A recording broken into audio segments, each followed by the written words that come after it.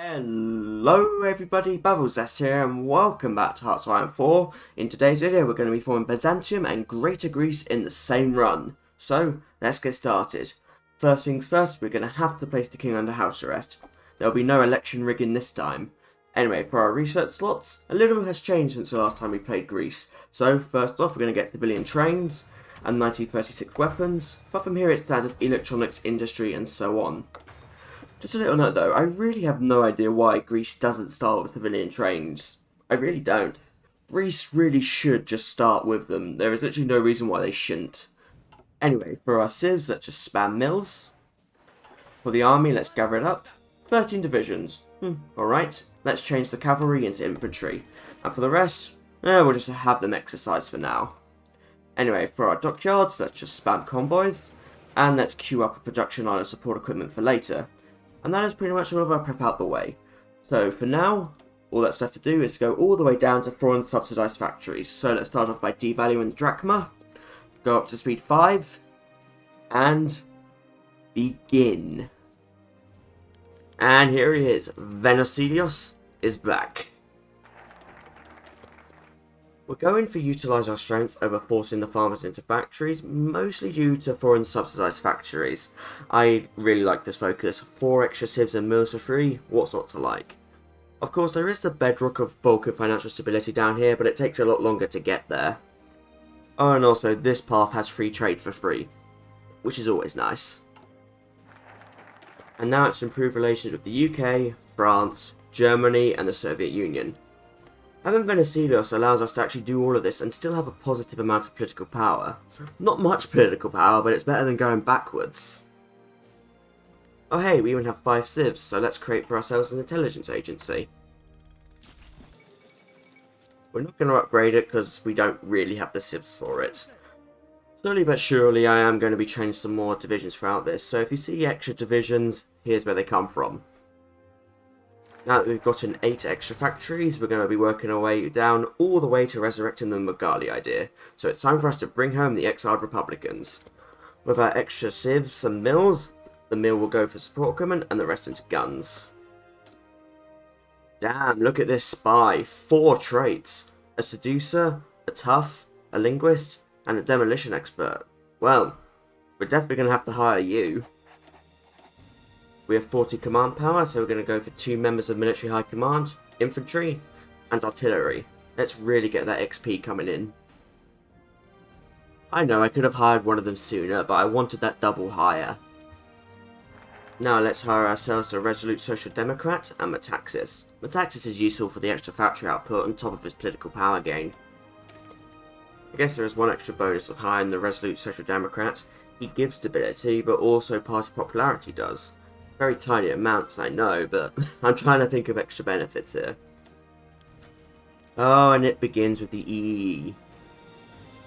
Next, I'm going to build a naval base in Thrace, next to the Turkish border. This will be useful when we eventually go to war with them. We have 35 XP, so let's go for Pro Officer Corps. On top of the extra XP gain, the command power will be nice. Do I want a stab hit or more EE popularity? I think I'll take the stab hit, and to counteract that I'll do worker conditions. I know, only 2 civs on the naval base, but whatever. 21 units will do initially, I think. We're going to train up more later, but right now I can live with this. Also going to hire the Grand Battle Plan expert. Oh dear, Venizelos has just passed away. The main nuisance with this is our war support is now under 10%, so the people are demanding that we ease up on conscription. Luckily though, because of what we're about to do with the EEE, we should get just enough war support to ignore this. If Venizelos passes away too soon, you should do something like the birthplace of democracy. But if you get really unlucky and he dies in like January 1936, here's something interesting you can do. You can actually do crush the monarchists before you do the compromise with them, and that will give you like 17% war support. And once you do the compromise with them, they'll become friendly with you and you get all the benefits from that. So that's how you deal with Greece's war support situation when it comes to Venizelos. I need to take another stab hit. We're going to have to steal some civilian trains because we have none right now. And building them would take too long.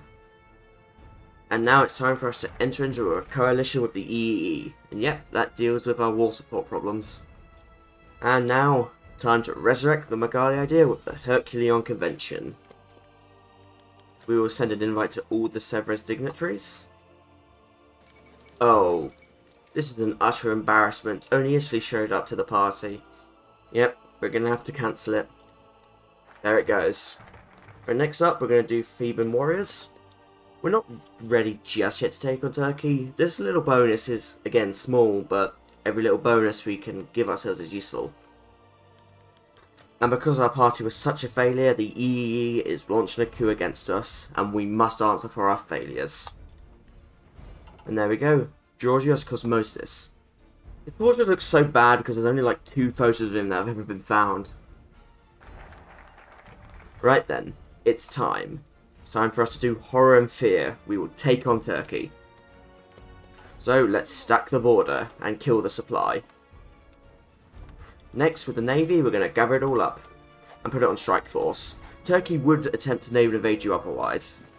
Similarly with the Air Force, we're just going to gather it up and place it under a Field Marshal, General, whatever. And forget about it. The main fight will be in Alexandropolis itself. Anyway, we have more than 20 XP, so let's go for theatre training. Probably the best spirit of the academy in my opinion. It's because Greece starts on Grand Battle Plan, that's where it comes from. Anyway, should have done this a little earlier, but whatever. We are now going to befriend the communists. Not because of the extra stability and war support, but because it will give us access to the army regrouping specialist. And I really do like DR. We're also going to improve relations with Italy and Germany a little bit. Actually, for Germany it's not necessary, because our relations are quite high, but for Italy we may as well. We're doing this so we can get lend-lease from the 2 of them. As you can see here, our supply is in the complete dirt, 9% attrition. We will solve this soon, but for these next few months, oh, it's going to be fun. And it has begun. Right now we're going to do reviving the double-headed eagle, since our war support's kind of bad. But right now we're in a fine position. Turkey will just smash its head against us in Alexandropolis, and we can hold for a very long time. Worst case scenario, pull some units out, let them reorg, put them back in. Oh, look at this. This is an annoying glitch when it happens. We are not gaining XP for infantry leader or organizer, even though we should. If you have this glitch, here's how to fix it. Reload the game. And there we go. We're gaining XP for both of them now. We've given ourselves a massive deficit. Let's go over to Germany and Italy and see what we can steal from them. Or I mean ask nicely from them. Okay, some support equipment from Germany. And infantry equipment and support equipment from Italy. Not bad. Although Germany did only give us 6. Oh well, gotta figure the positives. That's 6 we didn't get otherwise. And soon enough our naval base will be done. There we go, and our supply issues are through. I could have built it sooner, but considering Turkey didn't push us back, it wasn't that important. Anyway, what should we do for focus now? You know what? Let's go to free trade, more political power. Next, we're going to hire ourselves the regrouping expert and go to extensive. If you really want to limit the supply problems, you can also go for logistical focus. I don't think I need to do that now, but that's something I wanted to bring attention to. And let's also expand the tobacco industry. The amount of mills and cities we're going to gain anyway negates any need for us to do the opposite, mining operations. Great nationalist Spain to circumvent the entirety of Spain. We have no need to push right now, we really do need to let Turkey burn itself out. We have enough manpower now, just about to start training 5 extra divisions, which we are going to do. This is part of our plan. We're now also going to change our main infantry division over to something different and better. So, 1 infantry, 1 artillery. 21 width, my favourite. There we go. We're mostly going to be producing artillery right now. The Axis can deal with all of our infantry equipment needs. And there we go, our general has just got an organising infantry leader. Very good. With all of his traits, he'll make a very, very good field marshal. So let's immediately promote him. There we go. And now we're not going to be grinding him anymore, we're actually going to grind this general right here. The main reason is because he's actually a hill fighter from the start, so that means once he gets Mountaineer, he can be adaptable very, very early. So this general right here is one you want to grind. Oh wow, artillery from both of them, and good quantities too. Nice, we now even have defense and core territory from this. Actually, I'm doing this wrong. What I should be doing is all the way over here. Legacy of War. More DRR. Now here's something I've held off from doing for a while, for a good reason. Now, we can actually illegally default on our debt, which will get rid of quite a few consumer goods we're paying, 15%. But the main reason why I haven't done this yet is that it gives us negative 100 relations with Italy. So, you could choose to do this whenever you have over 300 political power. You could do it now, later. But keep in mind, if you want to have any future relations with Italy, it will be jeopardized if you do it. But I want those consumer goods back, so goodbye debt. Right, I think Turkey's head smashed enough. I mean, look at this ratio. Could someone tell me what that actually is? Because it must be ridiculously high. We now need to go on the offensive. And now in the past, we would break out here and smash through. That's not really going to work anymore due to the combat whip changes. So what we're actually going to do is this, a naval invasion. So we're going to go for this tile here and try to break this tile. It's easier than breaking out the other way anyway. Oh, I do like a good pin from subs. Luckily we only lost a few convoys. So ironically we had more losses in this than we did in anything else today. Oh great, another interception. Luckily we only lost one there as well, so... Anyway, we now must begin to break out. So that we're going to let this unit leave so we can encircle it, but we're going to do something like that. And then we're going to do that, and then we're going to try and attack. Unfortunately, I couldn't break the tile I wanted to, but we are going to at least break one tile. Which is better than none, but I hoped for an encirclement. We're going to try and get one on Istanbul, as it looks the weakest right now.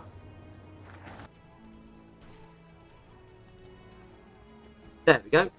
Not the best encirclement, but one nevertheless. So now we will begin to close in on Edirne and everything else. You gotta take what you can get in these things. The Turkey right now has up to 47 divisions. There are quite a few in this pocket, so it will be a lot less when this is done. And there they go, they're gone. 33 divisions left. So we're going to withdraw all the way back to Alexandropolis and prepare to do that again. Same with the naval invasion. Hell, it looks like we can even break out if we wanted to the old way. But, I'd like to see another naval invasion. And there you go, another sub-interception. Luckily only one convoy lost this time. Turkey even started attacking again, the fools. So we're just going to go for the encirclements. Going to break the weakest tile, which is definitely this one. Nice. That is 9 units encircled now. And we're getting very far down our doctrine. I think I'll play safe and do it one more time. This time though, I'm only going to do 2 naval invasions. One to this tile, and one to that tile. Haven't done something like this before with this strat, so I want to see. Wasn't really even fair, there weren't really any units here. And there they go. Right, I think we are just going to push out now. Turkey can't stop us. They say up to 18 divisions, but I don't believe that. So finally, let's get ourselves a field martial order. Main way to defeat them? Well, you know what it's going to be. Our old friend, the encirclement. This is weird. This is interesting. Well, I didn't see that one coming. Turkey's just committed to Balkan security. Which, if you don't know, is all the way down here. Turkey's going ahistorical. So we might have to defeat Turkey in a rush, because they might be just about to form the Balkan Entente. This is going to be interesting. I know sometimes when you go ahistorical, the AI will do it, but this is only the second time I've ever seen Turkey do this. What I was actually talking about is Romania having military access from Turkey, so I'm expecting to see some Romanians here, but I don't see them. Still, these are our losses. Again, we lost more in convoy transfer. I still can't get over that completely. In a way, it might be better for us to wait for Turkey to reform the Balkan patch, because Turkey will be the major. So, maybe what we could do is wait a little while and see what happens. You know, I'm curious. I'm going to park 5 infantry divisions on Yugoslavia's border just in case. No, with so much political power, I'm going to go to partial mode, since mobilise the economy will give it for free. I know, it didn't make a difference, but I just wanted to show how it could be different. Right, I'm going to hold here and wait to see if the Balkan Pact forms. Is Turkey out of divisions? Yes, they are. We have destroyed absolutely everything. Wow. I wish it was like in the old days where you could actually see what focuses countries were doing. There is one positive right now. Germany has done fate of Czechoslovakia, so we can get ourselves a lot of equipment from them. There you go, 21,000 Czech guns. Yeah, I can't wait any longer. And that's that for Turkey. Would have been interested to see if the Balkan Pact formed, but that might have been years away. So, this is easier. There we go. Unfortunately, more annoyingly actually, we're still at war with Romania. So we have to find some way of dealing with them. But let us do this focus right here. We have won.